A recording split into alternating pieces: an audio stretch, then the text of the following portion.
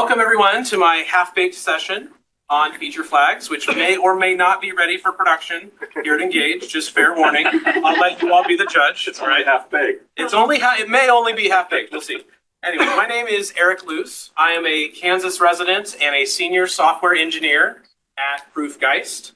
I'm also a web application developer, in addition to being a FileMaker developer, which I just mentioned because, although I started my career as a self-taught FileMaker developer, I've done a lot of work in the past couple years with the web development community. And so I really hope that some of my experiences over there can provide greater insights to you all here today as far as some of the techniques that we'll be talking about. I'm also a husband and father of two wonderful little boys, a board game geek and a smart home enthusiast. Hey. So if any of those extra topics interest you, come find me later. We can nerd out about those as well. Anyway, but enough about me. I have a question for all of you. Are your feature flags ready? Yes. Okay, everyone grab your feature flag. I want you to wave your feature flag around if you've ever heard this before. That you should never develop on a FileMaker solution that's actively being used in production. I didn't ask if you agreed with it, but you've all heard this, right? Come on. Right? If you're not waving your flag, I assume you just don't like audience participation, and that's fine. Listen, this is actually not the point of my talk. I am not here today to debate whether or not this statement is true or false. Okay? I prefer personally to have a separate development environment and do that, but I recognize that sometimes we just can't do that. I feel like it's inevitable. There's lots of reasons why people need to do live dev or prefer to choose live dev. But even for those of us who don't prefer it, it's inevitable that one day we're going to have to do a little bit of live dev. And I'm sorry. I forgot one thing on my presentation. If you excuse me just 1 second. I actually realized I was going to change something in my demo file here. Oh my goodness. This is sorry.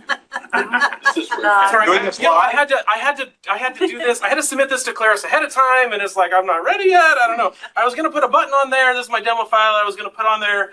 I was gonna put a little extra help article, and it just wasn't. But I didn't have all the links yet. It was a whole thing. So yeah, just give me one minute here. Sorry, I know it's a joke, but you can. Yeah. Okay. Let me just run this script here, and there we go. My button is live. Okay. So yes, that was a joke, a little bit of a joke. That was planned. But think about what I just did, right? I added a button to a layout without going into layout mode, live in production, right there, right? And this, we're getting a little bit ahead of ourselves here. This is what we're going to talk about today. This is part of the technique that I am going to show you. But I just want to make the point that live dev is not 100% evil, even if you don't prefer it. Okay? So those of you who love live dev, pay attention. Okay. Don't do it. We'll get there. Let's get back to the. Is there another way to do it? Just hold on. We'll get there. Okay. Anyway, but let me get back to the point. I want to back up a little bit and go over a bit more of an overview as to how we get to that kind of a demo, right? And really the point I want to make, and you can pull out your phones and take a picture of this. I know that the title may be a little misleading, but this is really the key that I hope everyone comes away with today. Everyone should be using continuous deployment in their FileMaker development workflow. Say it again, or you can take a picture, and I'll talk about what this means. But the point that I want you to get away from here is everyone should be using continuous deployment in your FileMaker development workflow. We'll talk about why you should use it, how to use it, and I'll show some examples with your feature flags. So what is continuous deployment? All continuous deployment means it's just a software development term. It comes from the broader software development industry. And all it means is that we're going to regularly update our production environment with the changes from our development environment. Now, this is my favorite part. If you're doing live dev, you're already doing this. Great job. You're always updating production, right? That's perfect, okay? But for those of us who are not, or maybe you're just curious, because we get a lot of questions at Proofgeist too, like how do you really separate environments? What does it look like to do that? So I want to show this brief example. This is the simplest thing I could think of. I know it's complicated, but this is just a single file deployment from a development environment to a production environment. If you're going to do it correctly, this is what we would tell you to do. You take a copy, or a clone, I'm sorry, of your development file. You've got your, or let me back up, right? So you have a development copy of your production file. You got 2 files, and then in your dev file, you've made some changes. You now want to deploy those changes. So to do that, you're going to take your dev file and you're going to make a clone of it. So it doesn't have any of the data, just all the new fields and new scripts and new layouts and all that. Then we're going to copy that over to our production environment, and we might run and then we have to close our production file, maybe make a backup of that production file. We have to do a migration using the FileMaker data migration tool so that we get all the data from, I guess it's this side, the data from production and the schema from dev, and we merge those together. And now we've got a new migrated file that we can put back into place and reopen the file on production. And some of those changes may not come back in through the deployment. If it's any kind of data change that you need to make, maybe you need to run a post-migration script on that open file after it's been reopened in production, and I know that was a lot. I went through that fast. Every one of those little arrows is a point where something can go wrong. And every one of those steps is just adding more complication to the process. And that's why I always use AutoFMS for all of my FileMaker deployments. And yes, this is a shameless plug because I helped to work on AutoFMS, but it's a free tool from Proofgeist. So if you haven't heard about it before, please check it out, and it's worth doing. It can automate that whole process, make it super simple to do your deployments. Plus, it has a bunch of other features, right? But we're not going to talk about everything. If you have questions, come see us at the booth and everything, right? But the reason I bring this up is that if you have a tool like Auto that can make this whole crazy complicated deployment process easy, then I would argue, why don't you do it all the time? Continuous deployment, right?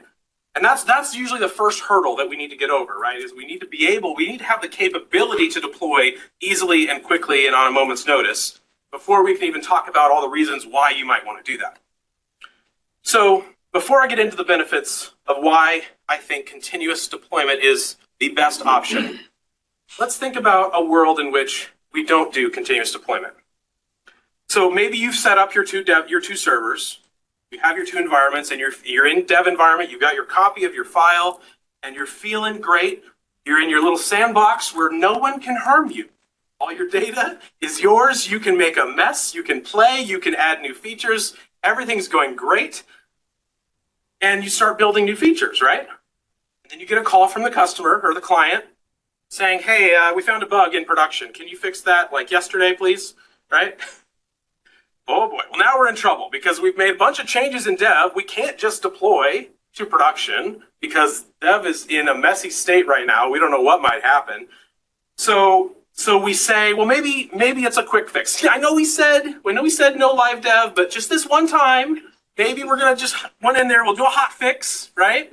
And you got to be careful with those. I mean, that is a viable solution, but you also have to make that same fix on your development copy, right? Because then next time you deploy, you're going to reintroduce that bug, right? You got to be careful with that. Maybe hotfix isn't viable for you because the bug is a little too big or it's a little too, not really sure. And this is where we get into the bargaining stage, and we say, maybe it's not really a bug. It's just an enhancement that they want, It can wait. It's okay. It'll be fine. This new feature will be ready soon, but of course it's not, right? And so the longer you go into this development process without updating production, more and more small, quote unquote, small bugs come up and pile up, and they get stuck behind this big feature. Everything else might be ready, but this big feature isn't ready yet, and it keeps getting pushed back. And okay, finally we're done. But it's been months since we've ever done a migration, and I forgot how to use Auto, and I'm scared. There's just so much that could go wrong. It's been too long. Are we sure we want to be in this business anymore? All these questions. Does that sound familiar? I'm guessing. So here's the thing. If you're deploying, let's say every single week, which I think is a good cadence for most projects, but it'll vary based on the level of development, you get faster bug responses with continuous deployment because you can deploy at the most they're going to wait is a week for that bug to be ready. Not too bad, right? And you also get smaller migrations. Every migration that you are going to do is going to have less things in it because it was just last week that we did a migration. And so it's going to be easier to test. Did this migration work successfully? Is it going to, is it going to cause any more problems? And it also gives that tighter feedback cycle too, of just ship a change and get some feedback from the client. Is this working? Is it not working? And it's okay. We'll ship it again next week. We'll give you a new change. The other thing that continuous deployment provides, especially when you get on this schedule, is this idea of predictable downtime. We've worked on some solutions that are either run 24/7 or around the globe. There is no such thing as, I'll just do that deployment after hours when no one's using the system, right? But in most cases, we have found that if you give users a predictable schedule that says you're going to close the files for 15 or 30 minutes at the most every Tuesday morning at 9 a.m. Pacific time, or whatever the schedule is, users can plan around that. And they can say, okay, we know that it's going to be down every day, every time on this week. And it's actually not as much of a disruption as you might think, because it's predictable and they can plan around it. The other key benefit that I find with continuous deployment is that it lessens friction within your team, right? If I know that every Tuesday morning we're going to deploy, I'm not going to go crazy. We're always going to be on the same page. It's one of the shared language. And even if you're not working in a team, I want to remind you that your future self is your teammate, okay? So just that predictability, not for users, but also for yourself, of having that schedule, every deployment is just going to feel better. Can we all take a deep breath? Oh, doesn't that feel nice? Have I convinced you yet that continuous deployment is awesome? There's no downsides, right? It's all great. No, of course. Programming is hard. Features aren't ready on time. That's the problem with the continuous deployment, is things just don't always work on that lovely schedule that we outlined. And this is where feature flags come in. Okay, so get your flags ready again. Who has heard of feature flags before? Curious. Few of you. Feature flag is, again, sometimes they're called feature toggles. This is, again, a kind of a software industry term, broader than FileMaker. And the best definition I could find says it's just a software technique to turn the functionality on or off at runtime without redeploying code. There's a few terms in here that might not be familiar to FileMaker, but runtime, it's basically just means I don't have to close the file on the server in order to use a feature flag. It can stay running the whole time. Redeploy, we already talked about deployments. I don't have to make a new deployment in order to use a feature flag. And again, this is just a software industry term. I want to show you this example. This is actually from the Safari preferences. If you turn on developer features within Safari, you get this extra little tab in the top right that says feature flags, right? And it does exactly what I just described. It's how you can turn some features on or off without me having to go download a special version of Safari, without the people at Apple who build Safari have to make me a special version of Safari with or without that feature. I can just toggle it right here. Feature flags, right? And so I want to show you how can we use this kind of concept inside of FileMaker. And there's lots of options. I also want to just quick disclaimer here that the techniques, or the actual, FileMaker techniques that we'll be going over today, there's lots of options there. And I really want to talk more about the concept of how we might use them, because how you implement them is going to be unique in your own system. So as I talk through these, think about how you might use this in your own system. And it's okay if it's a little different than what I put up on here. There's, like I said, tons of ways to do things in FileMaker. My favorite way, and if you're new to feature flags, what I would suggest, the most common pattern would be to use global variables. And I typically use a naming convention that starts with $FF_ name of feature, probably in the positive sense, which you'll see in the demo in a minute, right? So, but it's just a standard thing. The global variables are super easy. You just set them in an on first window open script, and they're available in anywhere you need in your system. You could also do things like custom functions, or you can make a config table, and these have their uses as well. But the point is, it's going to be one central place that you're going to set up the feature flag, and then you can use it in a global setting, in your scripts, in your hide calcs, in your field calcs, whatever you need to do. You're going to have access to the feature flag that says, is this feature turned on or off? So here's a couple script examples that I'll just put up on the screen here. This is a feature we have in development. So it says ff user list v2, and the value of that variable is a custom function that says is dev server. And this is just a custom function that uses get hostname. If you have that multiple environment, this is a great way to put a testing feature into play, right? So you can easily see how in the development environment, we're just testing this feature. In the development environment, this feature flag is going to be true automatically. But it doesn't matter when I deploy. As soon as it goes to the production environment, the feature's turned off because it's not ready yet. That's okay. And you can imagine any kind of, I'm just showing a few examples here, but there's all kinds of other calculations. Any kind of logic you do in FileMaker you can use to set a feature flag. This one doesn't have that same naming convention, but let's say $dev, you want to turn that to true if the account privilege set name is full access. And that way something that only happens for devs, that flag will be turned on. And the benefit of putting it in a feature flag versus using that raw calculation or even a custom function is that in the middle of the solution, maybe say on production, you could turn that flag on and suddenly get your extra dialogues with extra debugging information or whatever you need to do as a dev looking at stuff in production. And the other benefit of feature flags in these global variables is you can, again, any logic you want. So let's say that Julie from our accounting department is helping us test this new invoice module. So if you're Julie, you get that feature flag set to true, right? And I can expand on this wherever more users, more logic, whatever you can do in FileMaker, right? Our minds are going wild, right? And then we can use it in a script like this that says, if that feature flag is true, go to the version 2 layout of the invoices. Otherwise, we're going to go to the original version of invoices. And maybe if it's a case where it's a new feature, we could even hide the button if the feature flag isn't true, kind of like I showed earlier. So you've probably all done something like this before. This probably isn't super new, like I said. Now raise your hand if you've ever used feature flags before or wave your flag around, right? We've all have. We just didn't know they were called feature flags. And what I'm hoping you notice here is it's more a matter of bringing these feature flags out of where they're used and into a central place, like your on first window open script, so that all that logic of whether or not the feature is turned on happens in that one central place. So here's another example. Sometimes I might even recommend adding that as a separate script that says set feature flags, and all your logic of all your feature flags goes in that one script.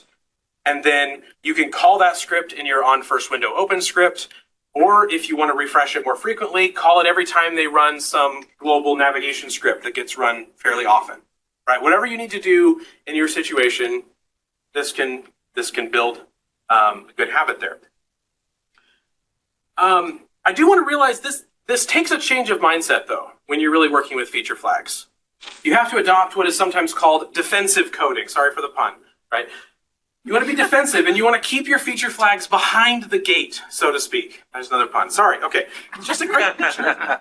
But you think about it that way, right? I want to gate access to my new safe development environment, and I will open that gate for certain users or at certain times.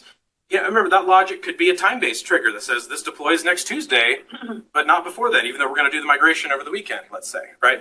All kinds of different things. You want to gate access to your new features until you're ready to ship them, but let your continuous deployment cycle remain fixed and constant and predictable, right? I'll just double check my notes. I think I'm ready for a demo. Who wants to see a demo? We good? Okay. Let's move on to a demo here. See if I can make this work. So I'll go over this example here with that button, and I'll go into layout mode. You can probably guess this is just a regular, fun-looking button, and it's got a hide calc on it that says if this feature flag is not true, does not show info icon. And in my script, I set the variable ff show info icon, set it to true or false, and then I just ran this script again to refresh the window. But basically, feature flags are that simple, right? That's all it has to be. However, I also want to show, and I mean, does anybody have any questions on this before I go too far deeper? Because I want to show some other cool stuff. But the basics of it really are simple. Can you think of a place where you could use this in your own apps? A place where you might hide a button or hide or branch layouts. Yeah, maybe. Everywhere. Great idea. Yes. So, okay. Well, let me move on to the fun part of the demo, and then we'll have plenty of time for questions, I think, at the end. What if your feature flags weren't stored in FileMaker? Just imagine with me for a second. And I want to show you something cool. What if we call an API and the feature flags are somewhere else? What does that let us do? So in this example, this is a demo file, right? So these fields are just to emulate, say you're on a different environment or whatever. But I'm going to use a service called HappyKit because we've used that a few times at Proof Guys. So I'm just going to click refresh flags, and I get some feature flags come back in a JSON object. And I could parse this out and put it in my global variables, and it would do the same kind of thing that we've already talked about. Let me actually show you how it would look if I made a new feature flag like this. So I'm in my development environment. This is the HappyKit service. If I create a flag, let's call it user list. And as you can see here, feature flags don't have to be just Booleans. They can be strings or numbers or anything else. And that's the same true in FileMaker as well. Most often it's simplest to think about them as just true false. But here, I'll even give it a name. So let's say this is version 1 and version 2. Or actually that's backwards. Let's say if it's true, I want version 2. And if it's false, I want version 1. When the flag is active, we're going to look at the new version. Otherwise, we're going to look at version 1. So I'll hit create here. And then if I go back to FileMaker, can everyone see this okay? Is it big enough? I hope. Okay. Then if I go and just refresh my feature flags, this might be, like running that set feature flag script again. Now I can see user list is false. And then if I go and view my users, I get this old layout. Not so great. But let's go back and turn that on. Come back, refresh my feature flags, and now I get a nice, beautiful layout, right? Same idea. But now I've uncoupled even further the idea of the feature being tied directly to the FileMaker system, and now I can toggle this on and off remotely. We had this happen with a client not that long ago where we had been working on a feature, and they were doing a web integration and a FileMaker integration. It was all tied together. And we were testing this new thing, and they said, hey, I think we're ready. Can we push that live? 10 seconds later, yep, done. Just toggle it on, because it had a feature flag, right? And even better, if they had said, oh, never mind, hold on, something's wrong, we misspelled, whatever the reason, toggle it off, right? Remotely, I wouldn't have even had to launch FileMaker. I think I did this away from my computer, kind of, right? But there's more to external feature flags, I'll say. We can also do things like targeting individual users.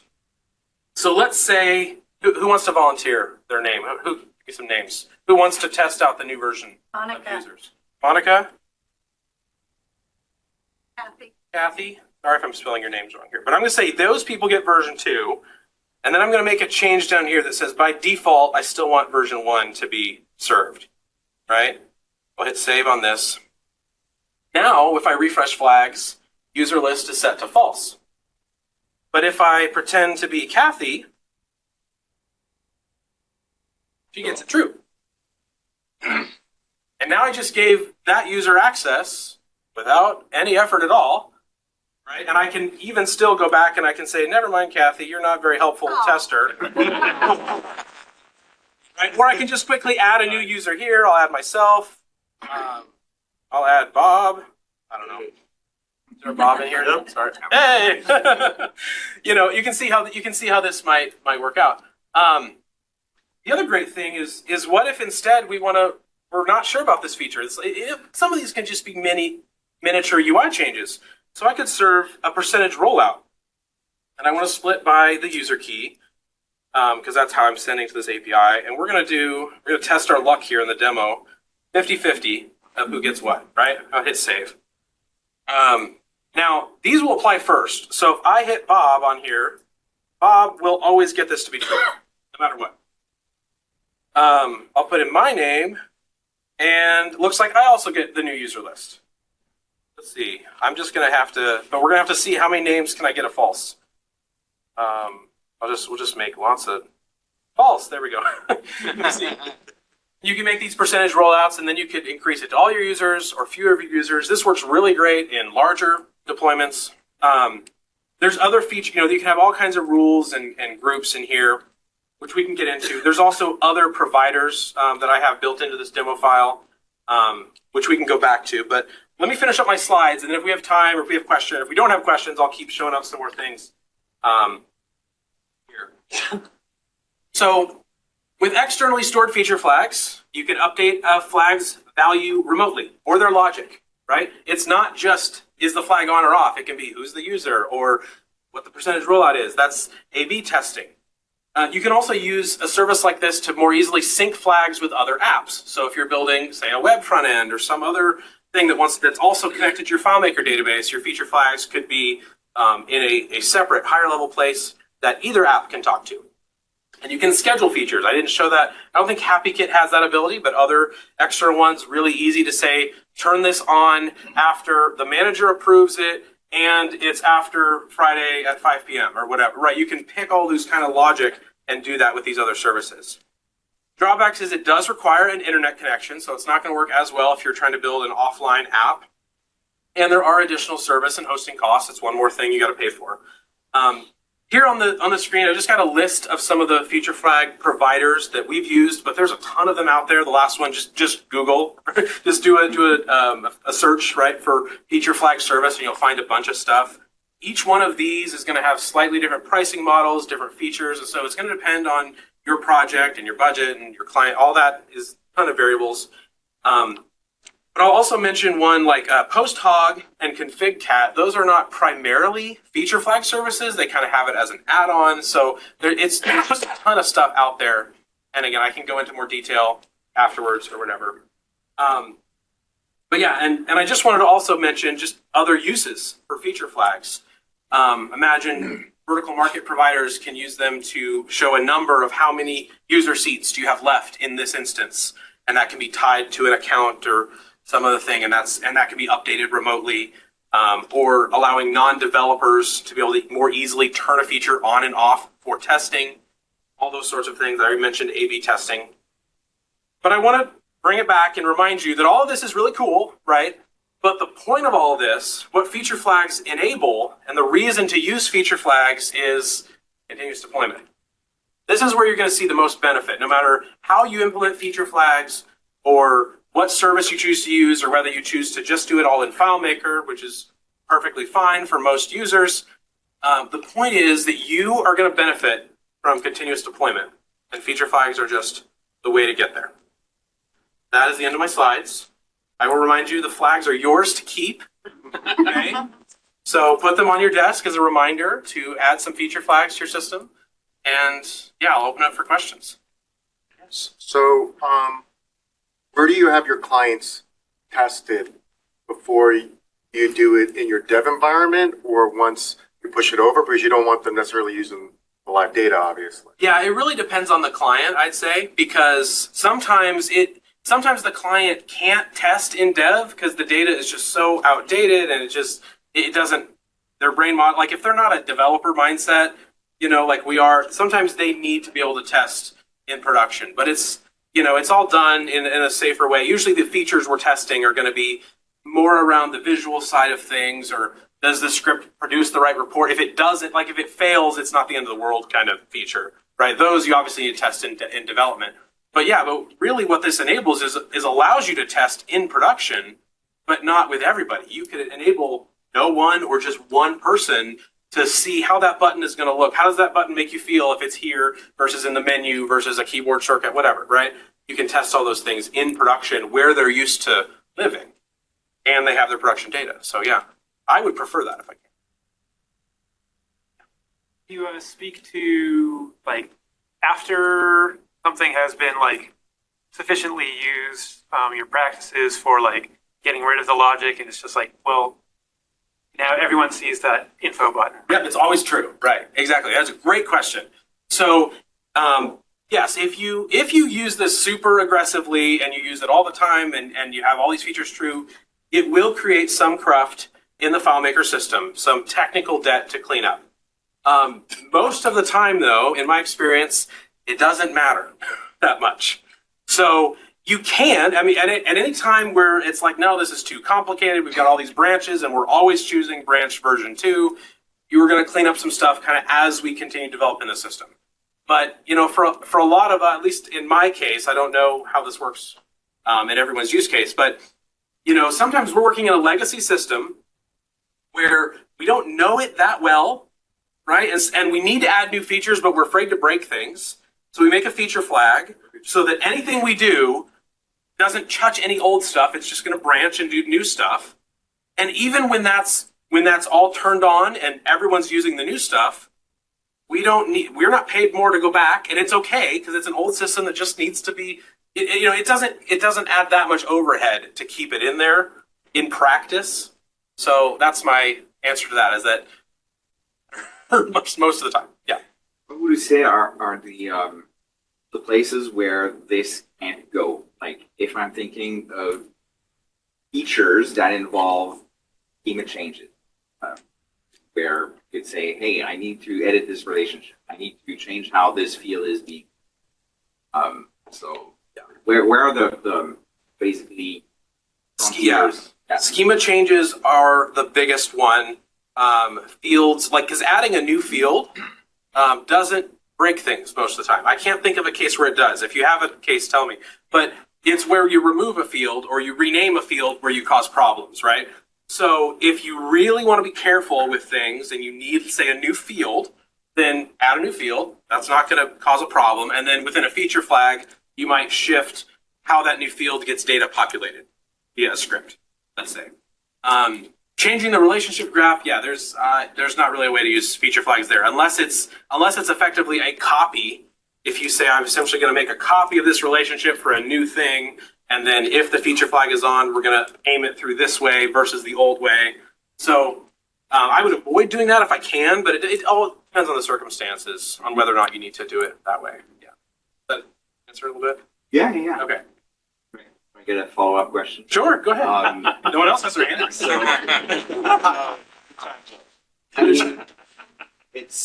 Perhaps it's something that is not widely known in the community, but I think you've worked on FM ham. Yes. And from what I'm hearing, I see a strong overlap in between ham, like the JSON structures, and that would know about the dev kits. Yeah. So how would you say things to watch for, like if you're already using something like that to handle, say, user authorizations, and you don't want it to get messy, like in terms of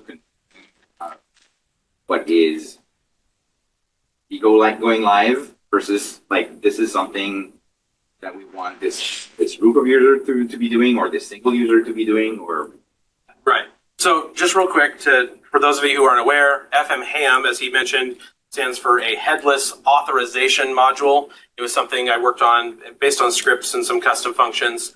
And it effectively, it's a method of saying, okay, admins can do this and users can do this and guests can do that. It's a different way of breaking out those kind of features.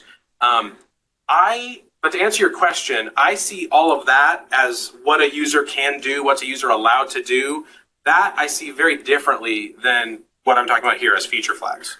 Because whether you do that with ham or with privilege sets or however you manage that, I mean, those are very different problems, right? And I'm curious what you're talking about, just because of the JSON structure as well as things, as or storage. You know, you're not like limited to what you're going to put in there. Like, right. You could put user preferences.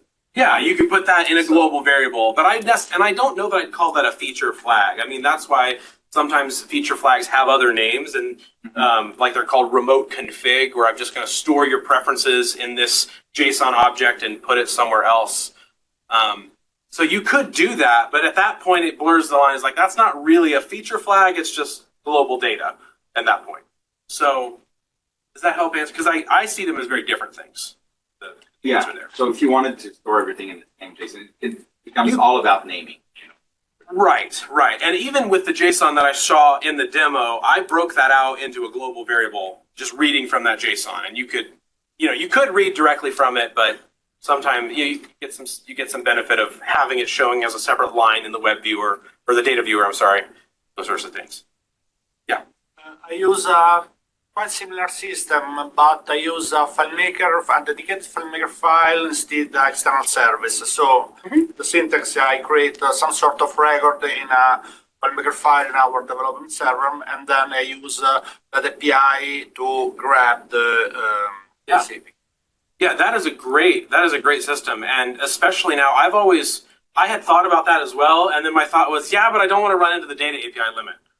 But now we don't have. I'm so glad. I don't know if some people I feel like didn't catch that, but in the new pricing changes, they're getting rid of the data API limit, so you can do stuff like that. Build your own external feature flag system and call it extra services, or some of these other additional services do have additional caching, and they're highly optimized for incredibly fast responses of these, hey, are my feature flag on or off? Because they're built for websites a lot of times where the user needs immediately to know. They don't want to see a button flash on the screen 5 seconds later, right? So there might be benefits to that, but I really like that idea of a separate FileMaker file too. Did you have a question too, or did I? No, just Okay. to know if there is some benefit with Yeah. the external Right. service, because my opinion there isn't. There is. Oh, right. If you build your own in FileMaker, yeah, that is absolutely a great way too to build your own logic. That's totally fine. One of the things we've done, we call it switches in our system. Okay.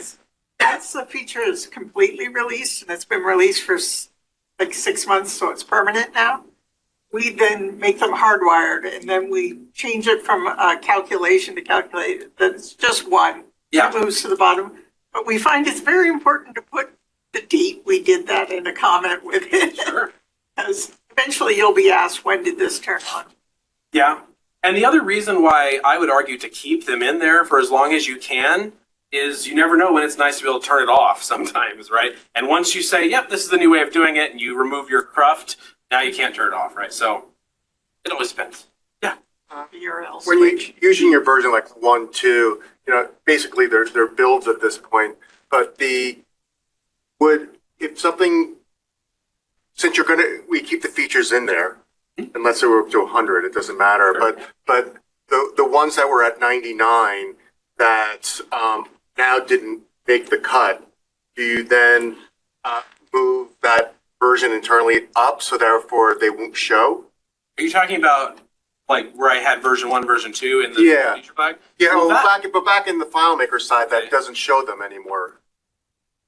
You mean because you took them out? Well, if you have a button that shows, and if it's version 2 or higher, Oh, then you're going to show it. That is not feature flags. Okay. That's what I would argue. Because notice how the feature flag was not labeled show if version 5 or higher.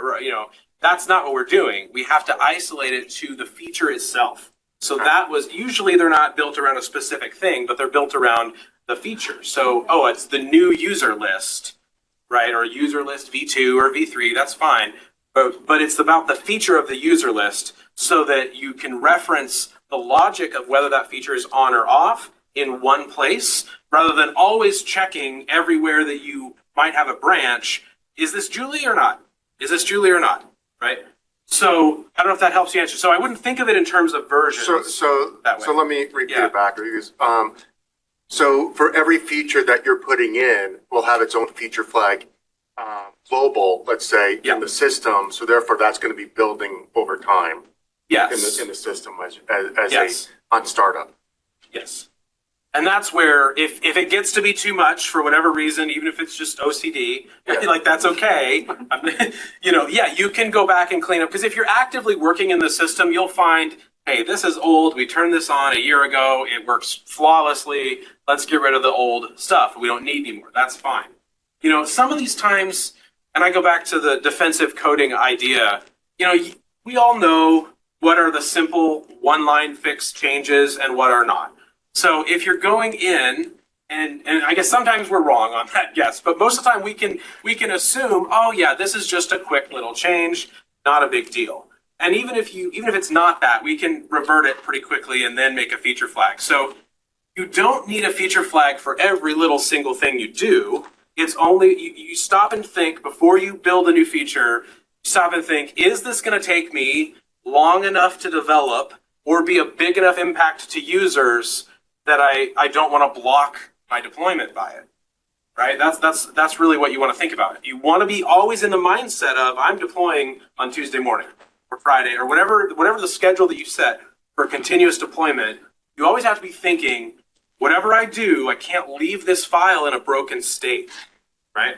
And that's where it gets really, really important to have a feature flag that says we're not, like that feature's not going to be ready in time because it's just big enough, maybe, that I don't need it, right? Does that help?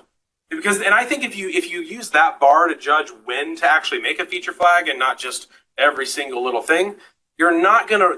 It goes to the point where you're not gonna have a lot of them that you'll need to clean up as quickly. Yeah, or one, because they're inconsequential changes. You Right. might have one or Yeah, 10 now we're things. overcomplicating what doesn't need to be complicated. And I know we're all good at that, but we got to be careful. Yes. Newbie question. What if wherever it is you're storing that file, for some reason, is inaccessible? So if you store your feature flag in a separate file, you mean? Right? Well, typically, that's a good question. I would say it depends on, that's where it matters how the feature flag is named, because it matters how your logic evaluates it. So by default, if it can't reach the other file, it's the global variable won't exist and it'll evaluate to false, right? And so you'll get the default behavior, which is it's not on. And so yeah, as long as you're careful in how you name the feature flag, and you're okay with that default behavior, it's not going to be an issue, I think. Does that help? Yeah. Great.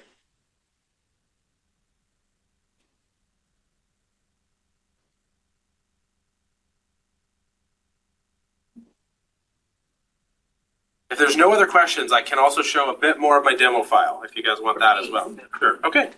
So, Question? feel free No, to. that was a yes. Oh, that was a yes. Yes, Sorry. for a Yeah. demo. Oh, we want to. Sorry, we have a Cowbell photo or op. demo. Someone in the corner wants everyone to raise their flags. Any flags? It looks colorful.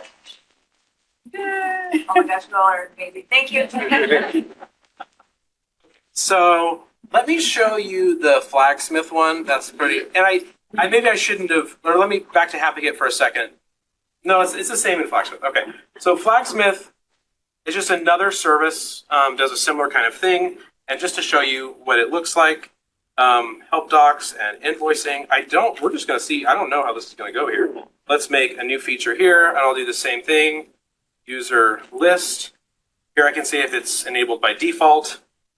And here you can set whatever value you want it to be. By default, it'll be set to a Boolean. Flagsmith has an option for making it a server-side only. You can mark feature flags as like protected values so that they're not accessible unless you use a specific API key to do it. All sorts of different things we can do. I think, do I need to do? What do the services cost typically? That is a good question. So we can, and I'll pull up the pricing pages too. I think Flagsmith, I believe, has a free tier. And if you need, well, I should just pull it up. But usually they limit based on how many thousands of requests you can make to their service, or if you want lots of developers in their app, their user base. Say, I want lots of people to be able to change this. And so their next tier up is like $45 a month, but they do have a free tier. So hopefully, okay, so there's my user list, and let's test it, see if it comes in. There it is, user list came up as false, and I think I'm supposed to do, let me remake that one. I think I have to have capital L for this.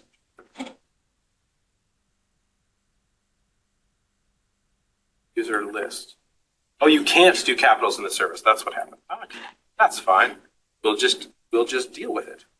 All right, user list. I think my global, and there it says confirm changes. I want this to be turned on. And then when I refresh, I'll get it set to true. So I need to, in my script, I'll show you a bit more of my script as well. So on first window open, this also calls the set feature flags. And this is the one where I'm checking what environment I want to use and whether I'm on the dev server or the production server or whatever. Here, let me set this to user list lowercase l, and that should work. So there, it's set to true, like I said, flagsmith. And then if I change this to the production environment and refresh, it would be set to false. So same kind of idea there. Does anyone have any more questions about like these API scripts, or is that a bit? I don't want to go too out of scope of this session. There's lots of ways to call APIs, and you should all have access to this file so that you can look at the API calls that I'm making to the services. API keys may not work after the session, but but I'm also on the free tier, so if they don't work, it's because everyone used them, I guess. I don't know. Yeah, but then here they have scheduling and change requests. So these have those features where I can, and this might be a paid thing. Yeah, there we go. You got to pay for this feature a bit more. Oh, same for scheduling, but but I think you get the idea, right? That I can say I want this feature to automatically turn on at a certain time. Identities I haven't looked into as much. We're not actively we are using HappyKit. I'm more familiar with it, which is why I did the first demo. We're not using Flagsmith. I recently heard about it, so I wanted to include it, but I don't know what this identity thinks. I think this is more about. I don't know. You have a question? Is there any reason why you separate the feature like provider outside of FileMaker, where you can do this in FileMaker server API? Yeah. So the main reason that I do it is because I do a lot of web work, and these are designed very specifically to work with websites. They have packages and libraries that if you're doing like if you're building a web app, you need something like this. If you have FileMaker, as we mentioned, there are a lot of ways you can do it within FileMaker. And sometimes, again, it depends on your budget and the price and what everybody needs. But sometimes it's just easier to get this off-the-shelf solution. And especially if you're doing web and FileMaker and you've already got the built-in libraries, you don't have to rewrite the code to call FileMaker there and check your logic. And they've got all this uptime and guaranteed stuff because you're paying for a service. Does that? Yeah, so and I will say it really isn't for everybody. I think a lot of our use cases, you're going to use FileMaker or build your own inside of FileMaker, and that's great too.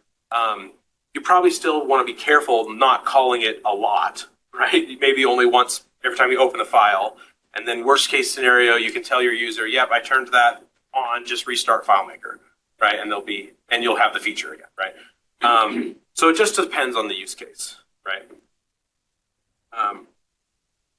Yeah, there's all kinds of things. There's other variables and enter. So then in production, I can say this is turned off. Now I can turn it on. Ask me to confirm. I'm curious what else you guys want to see, or maybe we end early. I don't know, but or more questions. But Pricing page? a pricing page. Yeah. Let me show the one for pricing. We're just using the internet. So yeah, so this is the free, more flags than the UN, aren't they funny? 50,000 requests per month, one team member, one project. And if you upgrade, you can get unlimited projects with 3 team members and a bunch more requests. But either way, you get API access, and then here's where you get scheduled flags too. HappyKit, they charge per developer.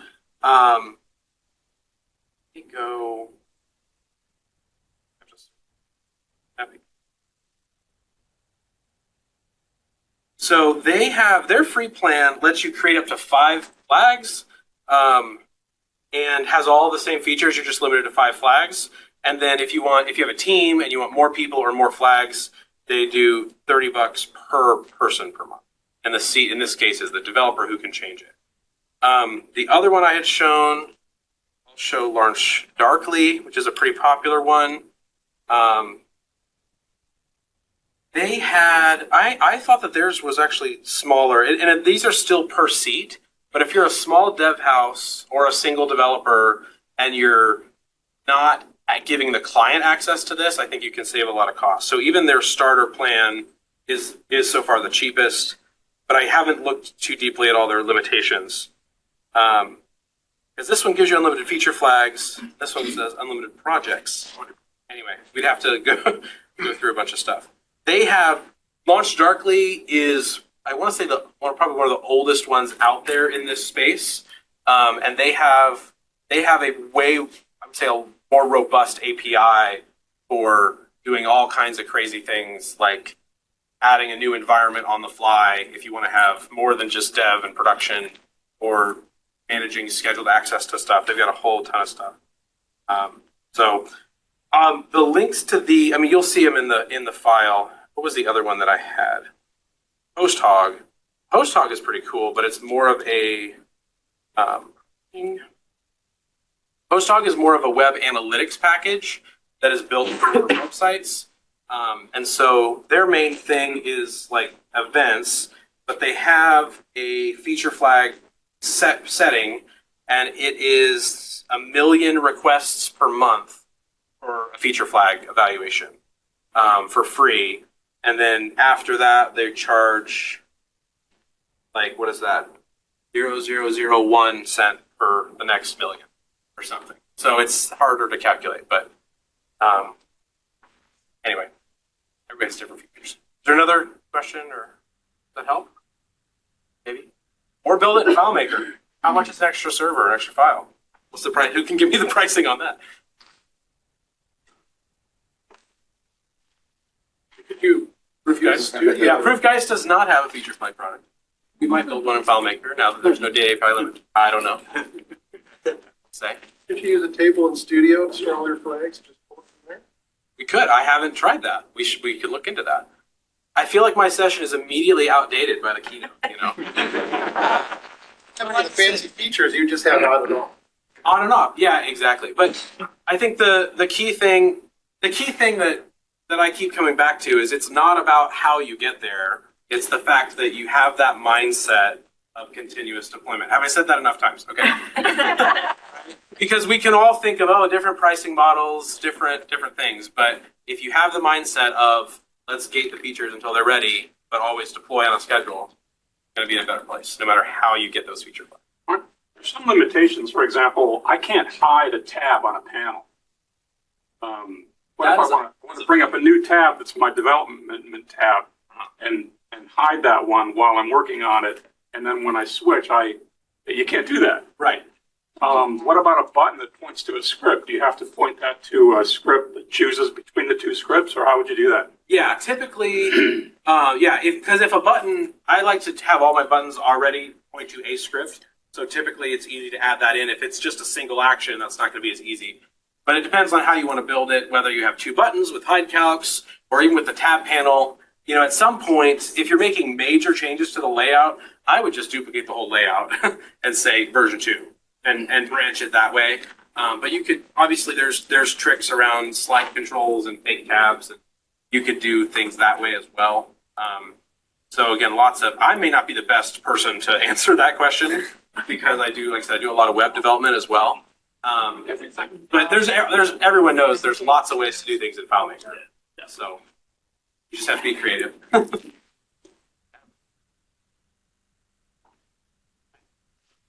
Last call for questions, and then I'll release you to go whatever else is the rest of the day. Oh, yes. Small question. There was a lot of times was mentioned A/B testing. Yeah. I think this is similar than you was showing with the percentage. Yes, exactly. For what could this be useful?